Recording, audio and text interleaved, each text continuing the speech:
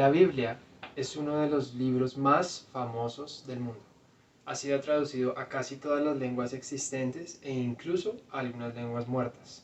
Sin embargo, en el siglo XXI nos preguntamos, ¿será que realmente la Biblia es la palabra de Dios? De acuerdo con ella misma, lo es. Y para poderlo entender, vamos a ir al libro de 2 de Timoteo, capítulo 3, versículo 16, que nos dice así. Toda la escritura es inspirada por Dios y útil para enseñar, para redarguir, para corregir y para instruir en justicia. Cuando leemos este texto, lo único que pasa por nuestra cabeza es pensar ¿a qué se refiere con inspirada? Si nos lo dijeran a nosotros, posiblemente diríamos, bueno, inspirada tiene que ver con que alguien contempla a Dios y a partir de esa contemplación se inspira para escribir la palabra. Pero en ese caso no serían palabras de Dios, sino palabras de hombre, ¿correcto? Sin embargo, buscando un poco más a fondo, encontramos la respuesta. En el griego, la palabra original es theopneustos, que significa divinamente soplada. Entonces, lo que podemos entender es que conforme a este texto, la palabra de Dios ha sido divinamente soplada por Él a los profetas, a las personas, a los mensajeros que Él envió para que la escribieran. De acuerdo a eso, cambia un poco nuestra percepción. Sin embargo, ¿cómo podemos entender realmente que es palabra de Dios? La única forma sería que dijera cosas que el hombre no podía conocer o no podía tener en cuenta en ciertas épocas. Tengamos en cuenta algo, y es que la mayoría de la Biblia fue escrito antes de Cristo, desde más o menos el periodo de los 1400 antes de Cristo hasta el siglo I después de Cristo. Conforme a esto, es una escritura muy antigua, entonces vamos a trabajar algunos ejemplos que nos ayuden a mirar realmente si la palabra de Dios dice cosas que la ciencia descubrió mucho después o si de pronto vamos a encontrar algunas inconsistencias. Así que vamos con la número 1.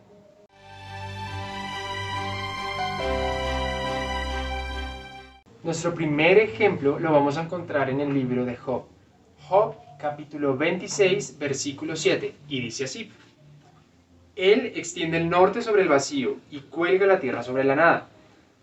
Este libro fue escrito, datan sus manuscritos más o menos del siglo XX antes de Cristo. Eso quiere decir que más o menos del año 2000 antes de Cristo fue escrito este texto y aquí Dios nos revela que la tierra cuelga sobre la nada. Entonces el principio de la tierra colgando en el espacio sobre su propio eje está confirmado en la Biblia muchos años antes. Si nosotros miramos las referencias históricas, vamos a encontrar que, por ejemplo, Aristóteles, más o menos para el año 350 a.C., planteó este descubrimiento de que existía el vacío. Sin embargo, fue hasta Galileo, para el siglo XVII, en donde encontramos realmente que se plantea por primera vez que la Tierra gira sobre su propio eje y que está sostenida en el espacio sin que absolutamente nada más que su misma energía lo sostenga. Si eso no es una prueba para que podamos entender que Dios es quien inspiró la palabra, quien la sopló, quien le contó esta palabra al hombre, vamos a ir entonces con más pruebas, con el objetivo de que tengamos esta seguridad.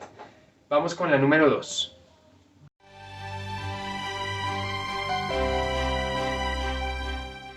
Nuestra segunda prueba la vamos a encontrar en el libro de Jonás. Jonás capítulo 2, versículo 6. Y dice así. Descendí a los cimientos de los montes, la tierra echó sus cerrojos sobre mí para siempre. En este caso, Jonás está relatando la historia en la que cae al mar, es consumido por el gran pez, y en este caso está en el mar, y nos está dando a conocer una verdad, y es que nos dice que descendió a los cimientos de los montes. Cuando nosotros miramos la historia de la humanidad, podemos encontrar que únicamente hasta el año 1560 fue considerada siquiera la idea de que hubiese montes submarinos. Los principios de la oceanografía fueron más o menos para ese año en Francia. Sin embargo, la oceanografía como una ciencia únicamente se aplica hasta el año 1880. Y de la misma forma encontramos que hasta el siglo pasado, hasta los 1900, fue creado el primer oceanógrafo. Esta verdad fue revelada mucho tiempo antes de que naciera Cristo, siquiera. Eso quiere decir que Dios la dio al mundo muchísimos años antes para que el mundo pudiese tener este concepto. Sin embargo, el hombre decidió no escucharla. Vamos a ir con nuestro tercer ejemplo.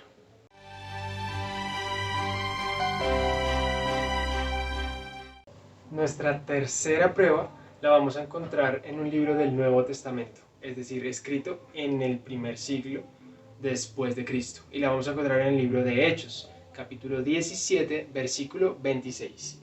Y nos dice así: de una sangre ha hecho todo el linaje de los hombres para que habiten sobre la faz de la tierra, y les ha prefijado el orden de los tiempos y los límites de su hábitat.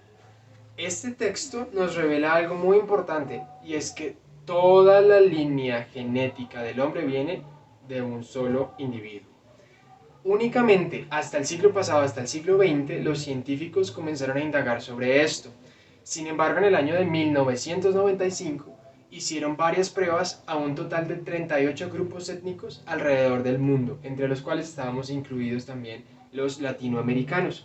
Y adivinen cuál fue el resultado. Así es, que todos venimos de una misma línea sanguínea.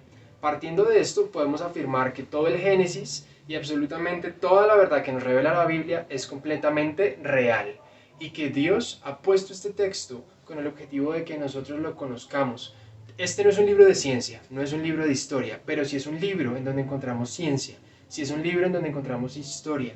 Este libro no se llama la palabra de Dios porque sea un manual nuestro, claro que lo es, pero lo más importante es que en este libro encontramos a Dios.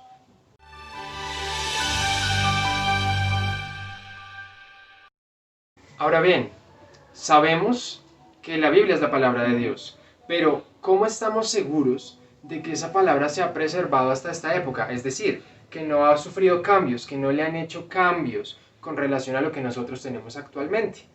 Hasta el siglo pasado no había una forma de probarlo, porque los manuscritos que se tenían era el único recurso que se tenía precisamente para poder comprobar esto. Sin embargo, en el año 1947 ocurrió algo increíble, y fue en la ciudad de Qumran.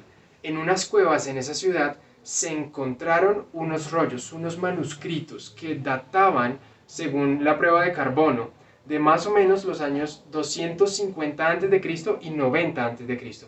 Fueron encontrados alrededor de 900 manuscritos, en donde encontrábamos toda la historia de la Biblia del Antiguo Testamento. ¿Qué se hizo a partir de esa época? Todos estos científicos, por ejemplo, de universidades como el MIT, como Harvard, comenzaron a investigar, comenzaron a estudiar estos manuscritos, y obviamente muchos expertos en hebreo y toda la congregación religiosa cristiana comenzó a estudiar estos manuscritos con el objetivo de comprobar si lo que teníamos actualmente realmente estaba datado o estaba referenciado con lo que se había escrito originalmente. Y lo que encontraron fue asombroso, porque encontraron que muchas de las versiones en el español, en el inglés, en el alemán, en el portugués, tenían hasta el 96% de efectividad de traducción. Conforme a esto, nosotros podemos únicamente deducir algo, y es que es Dios quien ha logrado mantener su palabra viva. Si esto hubiese estado a cargo del hombre, posiblemente tendríamos una palabra muy diferente, una palabra deformada. Pero para que esto se hubiese logrado después de todos estos siglos, después de todos estos años, es porque fue única y exclusivamente Dios quien hizo este cambio. Y eso es precisamente la invitación que quiero dejarles para el día de hoy.